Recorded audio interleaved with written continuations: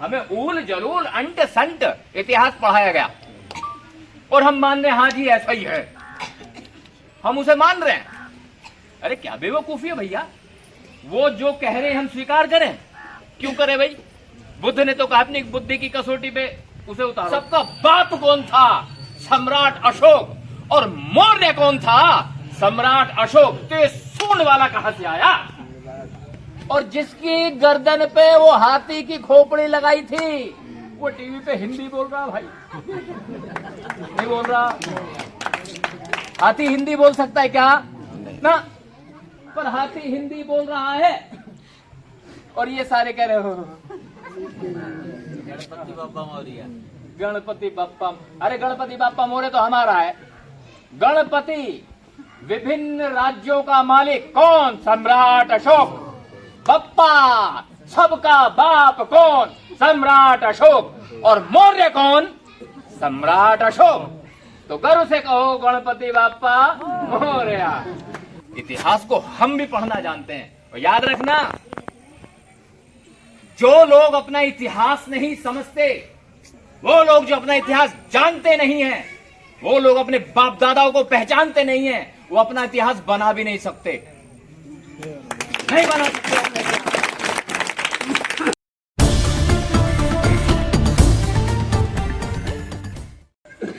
किसी बात को इसलिए मत मानो कि आपका नेता कह रहा है, किसी बात को इसलिए भी मत मानो कि किताब में लिखी हुई है, किसी बात को इसलिए भी मत मानो कि हमारा बाप कह रहा है, और किसी बात को इसलिए भी मत मानो कि सतीश बौद्ध जैसा आदमी कह रहा है। किसी भी बात को इसलिए मानो कि वो बात आपकी बुद्धि की कसौटी पे सही उतरती हो तो मान लो, और अगर आपकी बुद्धि की कसौटी पे सही ना उतरती हो तो उस बात को बिल्कुल मत मानो। तो भगवान बुद्ध ने ये बात गलत कह दी क्या? तो मैं तो उसी आचरण का व्यक्ति हूं, उसी आचरण का व्यक्ति हूं मैं। लेकिन ये जो लोग बैठे ना, पता नहीं तुम लोग ऐसे क्यों हो गए। तुम्हारा इतिहास पता है किसका है? तुम्हारा इतिहास है सम्राट, चक्रवर्ती सम्राट चंद्रगुप्त मौर्य। तुम्हारा इतिहास है चक्रवर्ती सम्राट बिंदुसार का।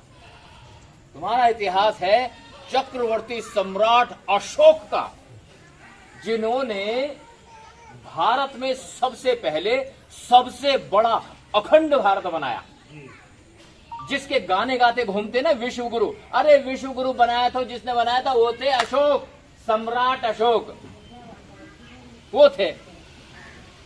और इन लोगों ने क्या करा? इन लोग, उनका पूरा नाम था सम्राट अशोक मौर्य, क्योंकि मौर्य वंश के थे। हालांकि उन्होंने बुद्ध धर्म अपनाया था, मौर्य वंश के थे। तो जानते हैं इन लोगों ने क्या किया?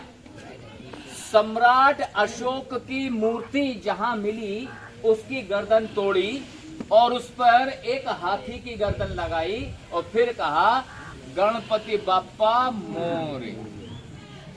गणपति कौन? गण, छोटे छोटे राज्य को जोड़कर अखंड भारत को बनाया। तो गणपति कौन था? सम्राट अशोक। सबका बाप कौन था? सम्राट अशोक। और मौर्य कौन था? सम्राट अशोक। तो ये सूंड वाला कहां से आया? हम लाए, पूछ रहे। मतलब समझ में आया? गणपति बाप्पा मौर्य। ये हमें पागल समझते हैं। इतिहास को अपने हिसाब से समझाएंगे। इतिहास को हम भी पढ़ना जानते हैं और याद रखना, जो लोग अपना इतिहास नहीं समझते, वो लोग जो अपना इतिहास जानते नहीं हैं, वो लोग अपने बाप दादाओं को पहचानते नहीं हैं, वो अपना इतिहास बना भी नहीं सकते, नहीं बना सकते।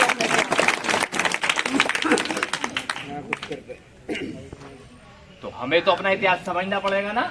हमें ऊल जलूल अंट संट इतिहास पढ़ाया गया और हम मान रहे हैं हाँ जी ऐसा ही है, हम उसे मान रहे हैं। अरे क्या बेवकूफी है भैया, वो जो कह रहे हैं हम स्वीकार करें, क्यों करें भाई? बुद्ध ने तो कहा अपनी बुद्धि की कसौटी पे उसे उतारो। ईमानदारी से बताओ, मेरी यहां से गर्दन काटो, ठीक, और एक कुत्ता घूम रहा है, उसकी भी गर्दन काटो। मेरी गर्दन कुत्ते को लगाओ और कुत्ते की गर्दन मुझे लगाओ, ठीक। अब बताओ सतीश बहुत यहां खड़ा होकर कुत्ते की गर्दन लगा करके हिंदी में इंग्लिश में बात कर पाएगा? जय भीम भी जय भीम भी ऐसी निकलेगी मुंह से, क्योंकि खोपड़ी कुत्ते की है। और जिसकी गर्दन पे वो हाथी की खोपड़ी लगाई थी वो टीवी पे हिंदी बोल रहा भाई, नहीं बोल रहा। हाथी हिंदी बोल सकता है क्या? ना, पर हाथी हिंदी बोल रहा है। और ये सारे कह रहे हो गणपति बाप्पा मौर्य, गणपति बाप्पा। अरे गणपति बाप्पा मौर्य तो हमारा है। गणपति विभिन्न राज्यों का मालिक कौन? सम्राट अशोक। बप्पा सबका बाप कौन? सम्राट अशोक। और मौर्य कौन? सम्राट अशोक। तो गर्व से कहो गणपति बाप्पा मौर्य। हमारा वाला मौर्य, उनका नहीं, हमारा वाला।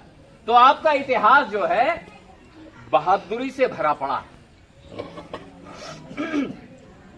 आप लोग एक बात नोट करना, आपके खून में एक बीमारी है, मैं भी हूं उसमें। हम एक तो किसी की सुनते नहीं,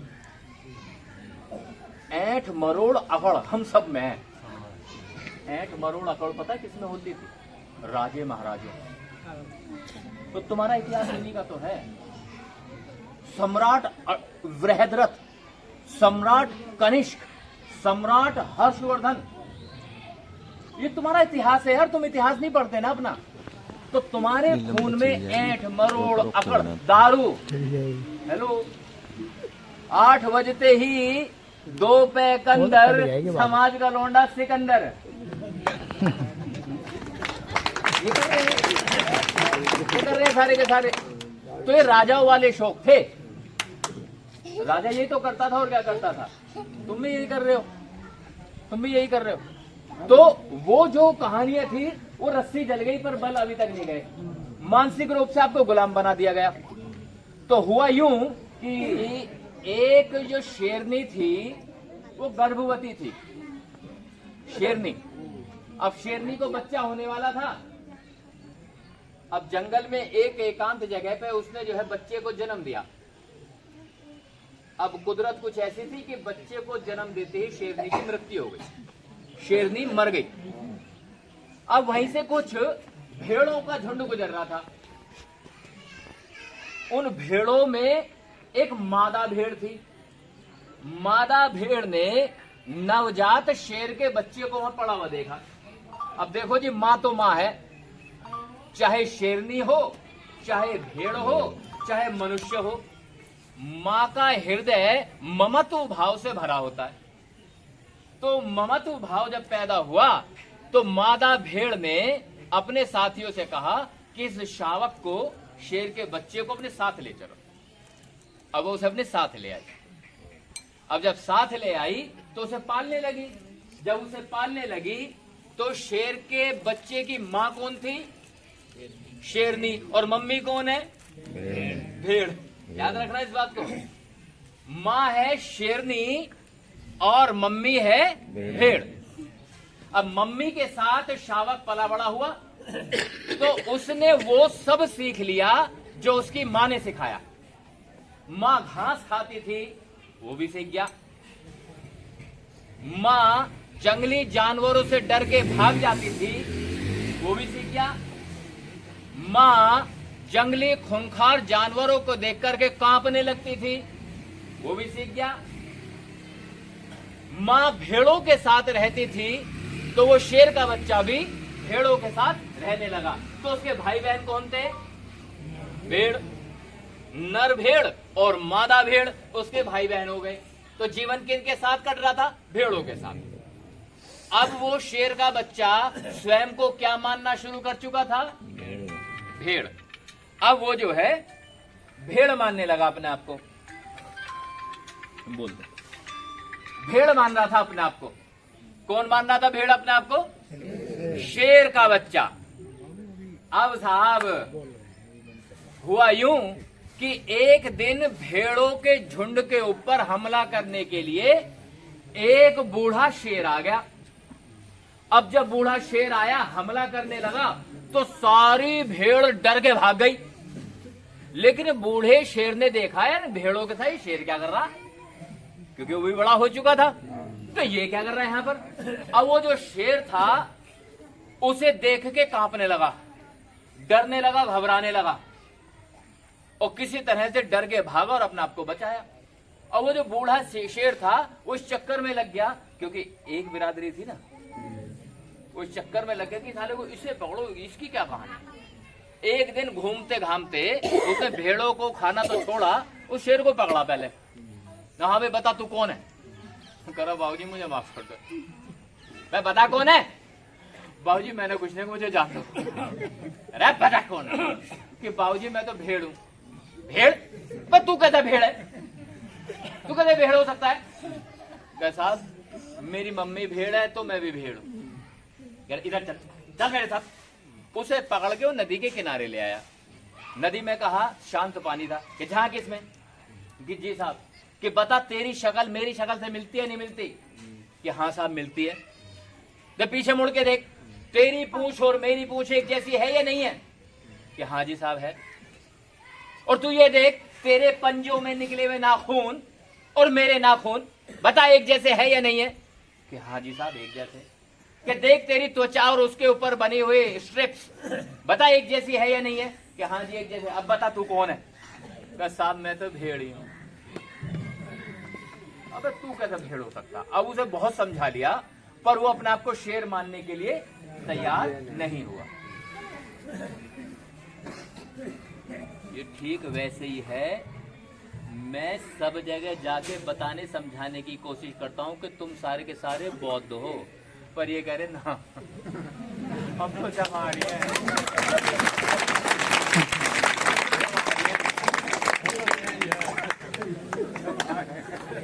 ये ना मान रहे, ये ना मान रहे। मैं हर जगह समझाता हूँ कि तुम बौद्ध थे, बौद्ध हो और बौद्ध मरोगे, पर वे ना मान रहे। खैर ऐसे शेर ने भी नहीं माना। तो फिर उस बूढ़े शेर ने कहा कि अच्छा चल मत मान, एक काम कर तो वापस भेड़ों में चला जा और बस एक काम कर लीजो कि जोर से दहाड़ मार दियो तू, जितनी भी ताकत से तू बोल सकता बोल दियो। अगर तो वे सारे के सारे भेड़ तेरे पास रुक गए तो समझ लो तू भेड़ है, और अगर सारे भग जा तो समझ लीजो तू भेड़ नहीं है। उसने गया और जाके उसने दहाड़, और जब उसने दहाड़ा सारे के सारे भेड़, और उसे पता चल गया कि वो तो शेर है।